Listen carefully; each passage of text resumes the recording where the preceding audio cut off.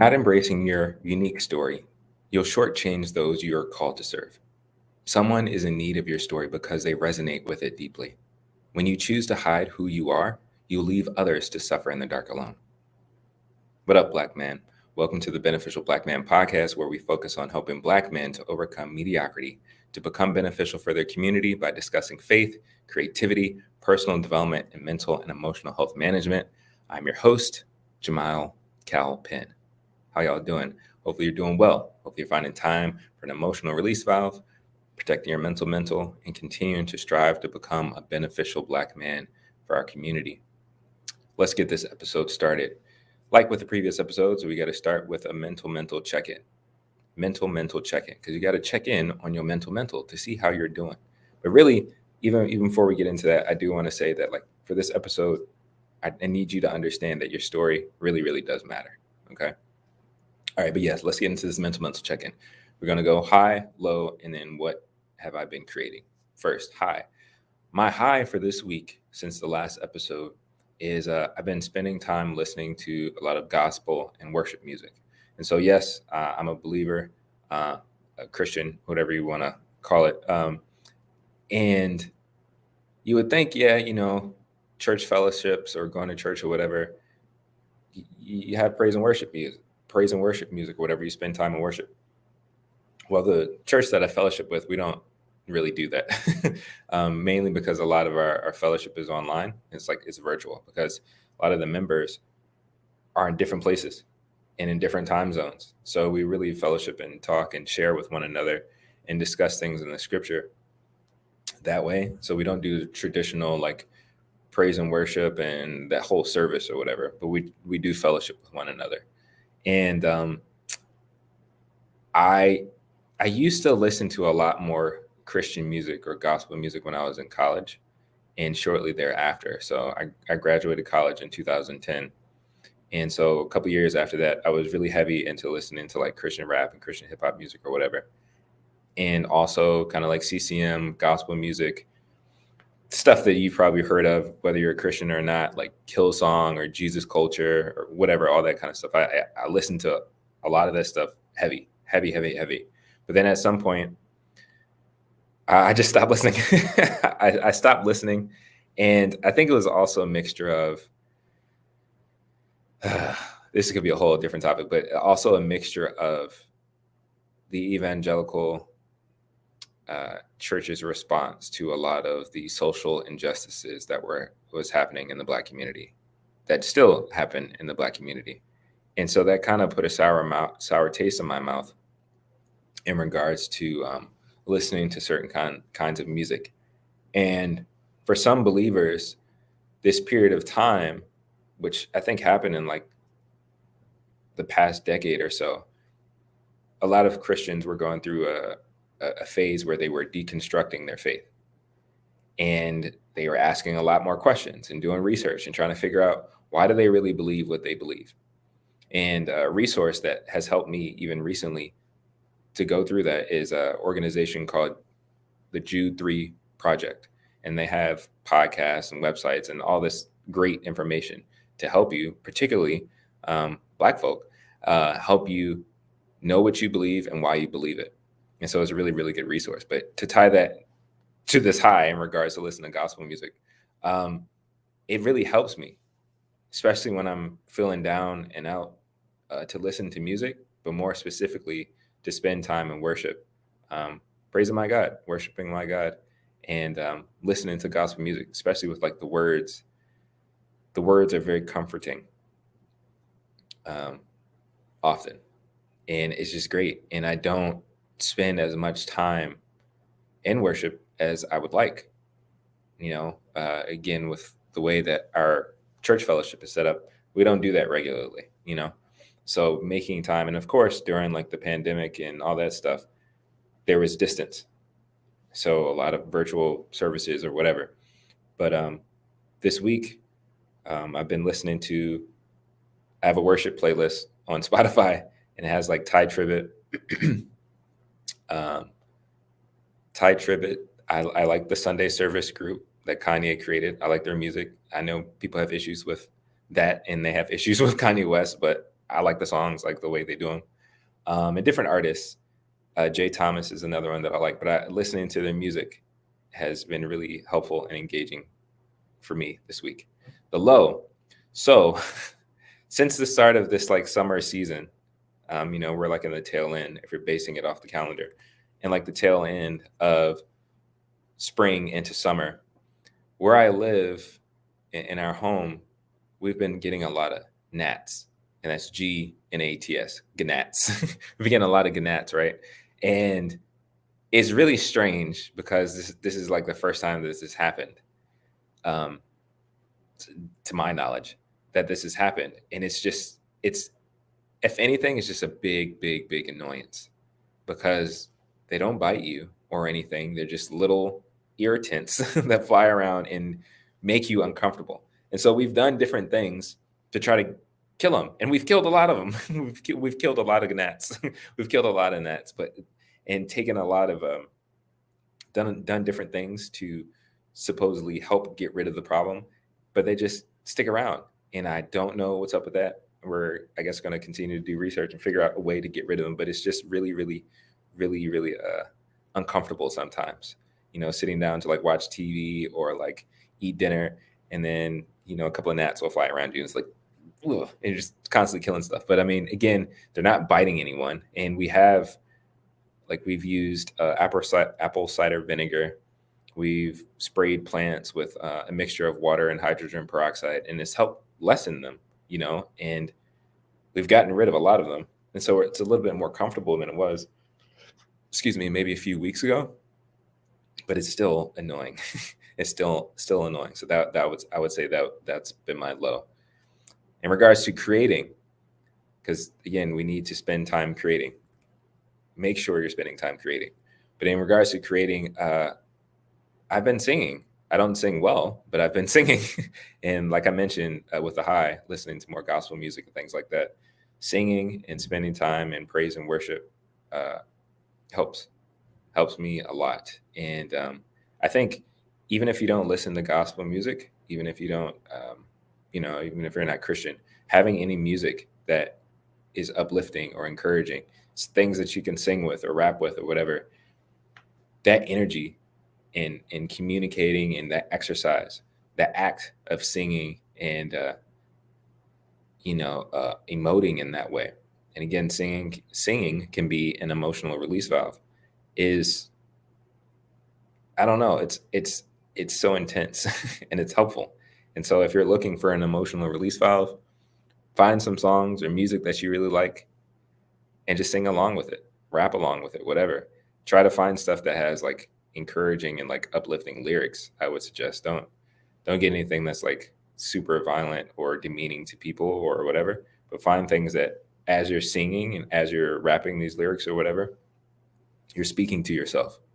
And that's the thing. Like, we have to be careful of the things that we actually speak, whether they're speaking or singing or rapping, whatever we're actually putting out, we have to be careful of, because that stuff gets processed in our subconscious. The stuff that you say, the stuff that you write gets logged inside of us internally. And so you want to be careful of the things that you're logging or programming yourself with, But all right, that was the mental check-in. Please, Black men, make sure that you are doing the same, whether it's once a week, once a day, whatever.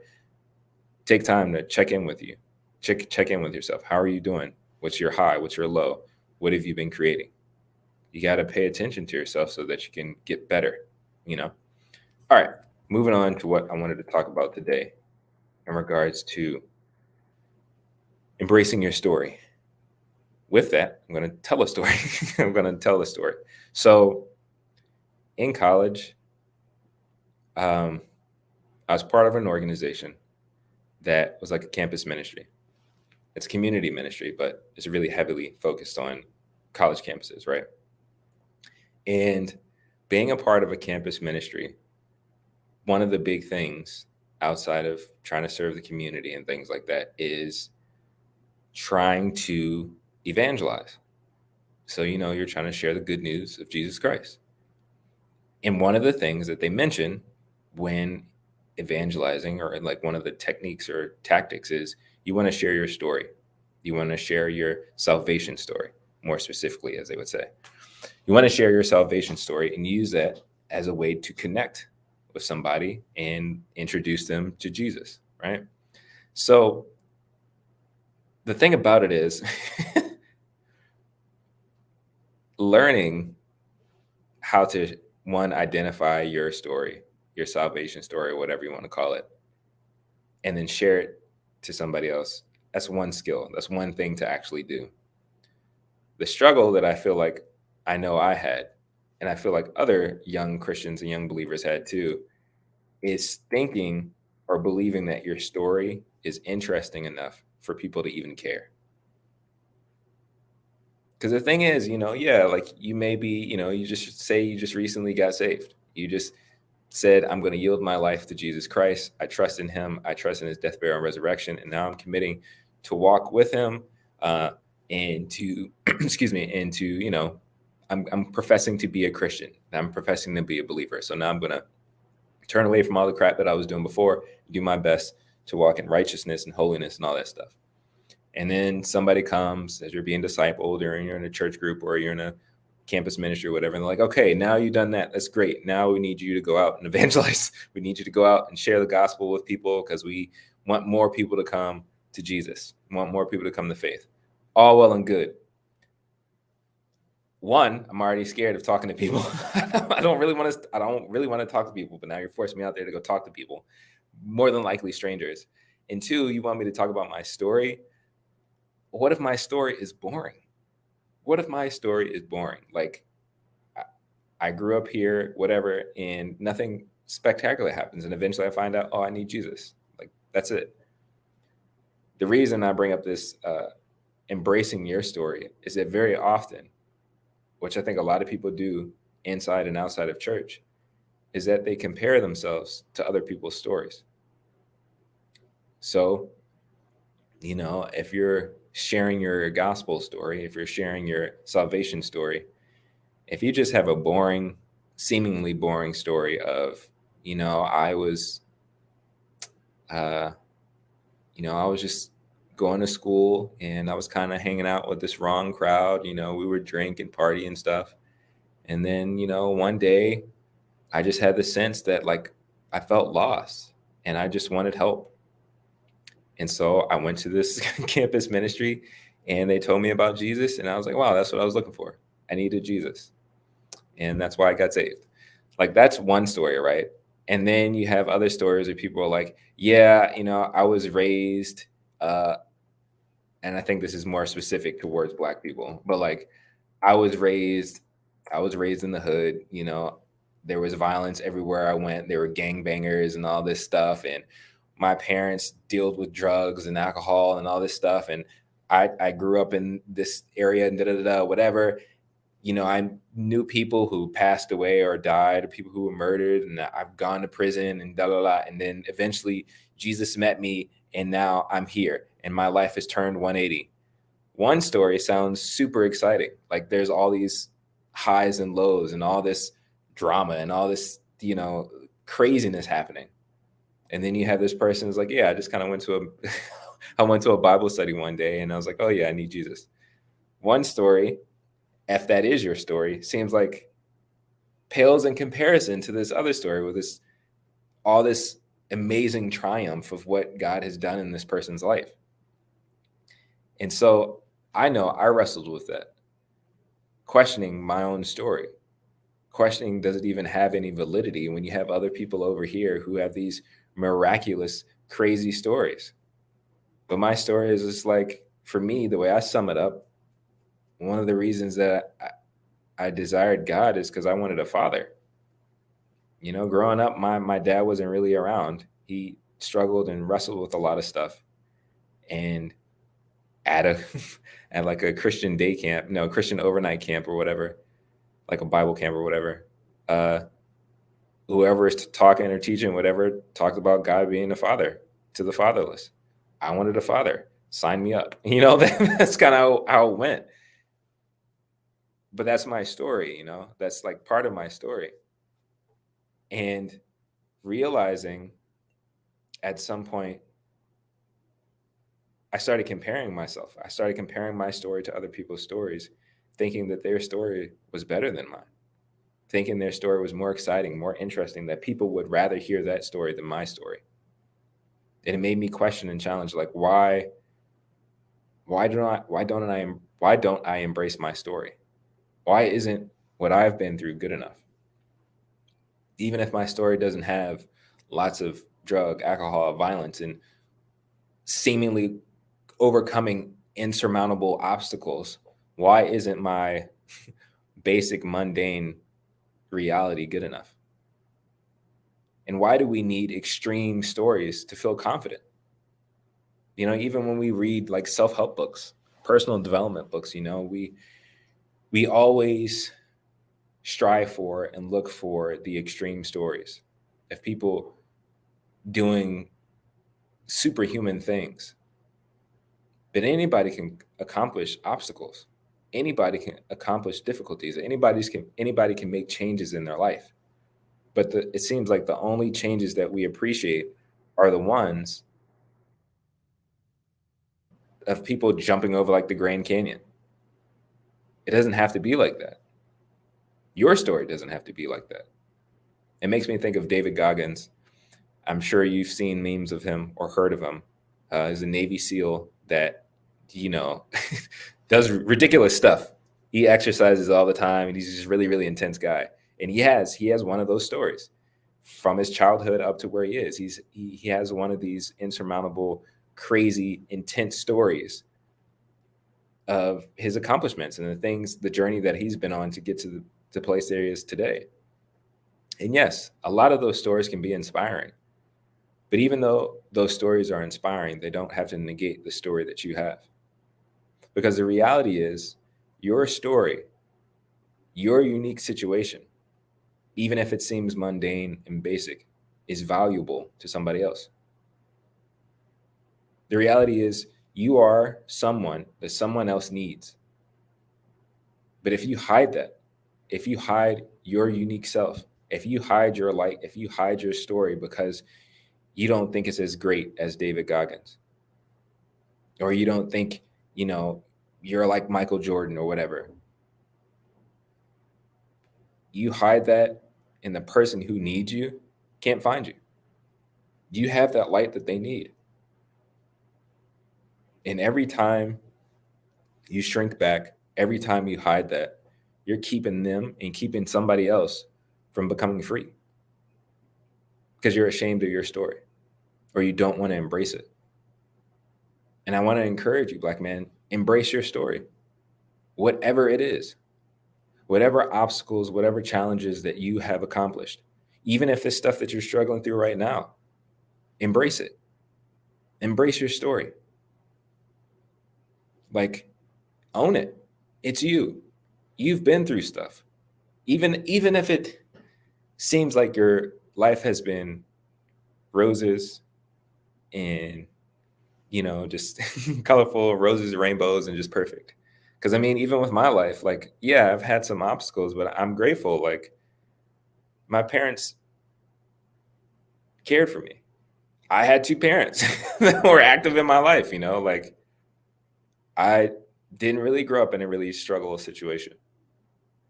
I'm grateful and aware of the privilege that I've been blessed with.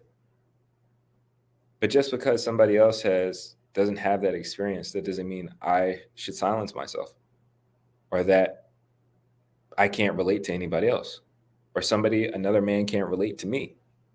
And the same is true for you. So the first thing I would encourage you to do is own your story. Own your story. Look back on your life and be grateful for the things that you've gone through. Be proud of yourself for the things that you've overcome. Appreciate the stuff that, the blessings that have been there. Own your story. All aspects of it. Good, bad, ugly, highs, lows, all of it. It's your story. It's valuable because you're valuable. And the other thing I would encourage you to do is to share your story. I'm not saying that you got to go and start speaking to thousands of people. But if somebody wants some advice, or some information, pull from your well of your experience. If you have a coworker that's going through something, be vulnerable enough to share, if it relates, to share what you've gone through.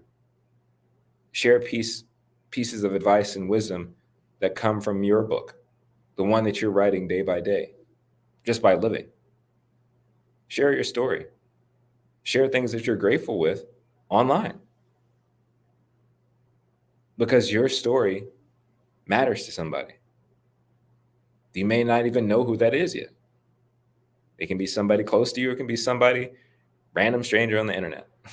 But when you share a blessing or something grateful for something that happened in your life today, somebody sees it on an Instagram reel and they appreciate it and their day is made. Share your story. Own your story, share your story, and realize there are others that resonate with you. Again, you are someone that someone is looking for and they need you. A friend of mine in college, he made a short film called "You Got What I Need," and the concept of the film is the main character. He was kind of, I don't want to say wishy-washy, but he was just, I don't know, angsty almost, angsty like college student, and he kind of struggled with trying to identify what about him was special, what about him was great or valuable. And throughout the day, he passes different people and he has these like alternate reality experiences where for example, he's like sitting on the bench next to somebody. And in the alternate reality, this person kind of like jumps on him, is like, you got what I need. Give me what you have. I need it. I need what you have. And the guy's confused because he's like, I don't know what you're asking for. I don't know what I have that you need. And, ultimately, as the short film ends, he finds out that, like, I think it was drawing, but he found out what that thing was that the world wanted from him or that the world needs from him. And he embraced it and he started like walking in it. As Black men, we need to do the same. As beneficial Black men, we need to do the same. Own your story, share your story, and realize that your story and that you resonate with somebody else and that people need you. They don't want you to continue to hide your light under a bushel. They don't want you to continue to silence your voice because your song, your words, your actions, your life, your story, somebody else is looking for because it will comfort and encourage somebody else. Not everybody's going to be inspired by David Goggins. Not everybody's going to be inspired by Michael Jordan. But somebody will be inspired by you. They'll be inspired by your story. They'll be inspired by your life, the things that you've accomplished, the things that you've overcome, the things that you've learned. Don't hide your light. Don't hide your story. Embrace it. Own it. Share it. And realize that somebody else out there needs your story. They need you to show up. So with that, I would challenge you and encourage you take time to answer two questions. First question is, whose story do you wish you had and why? That is one question. So I have another one. The first one is, whose story do you wish you had and why? Like I was mentioning, some people about like David Goggins or Michael Jordan or Wall Street Trapper. You can list a whole name of famous celebrities or popular people who have accomplished a lot. And people look at them as I kind of wish I went through that story. I wish I had that struggle. I wish I got it from the mud like them, or I came from the gutter, I came from the hood, or I came from these different things so that I can have this story, so that I can be like them or be that kind of person. Ask yourself, whose story do you wish you had and why? And the second question is, what about your story can you appreciate more? What about your very own story can you appreciate more? I want you to take time to answer those questions and reflect. so that you can really question, why aren't you embracing your own story?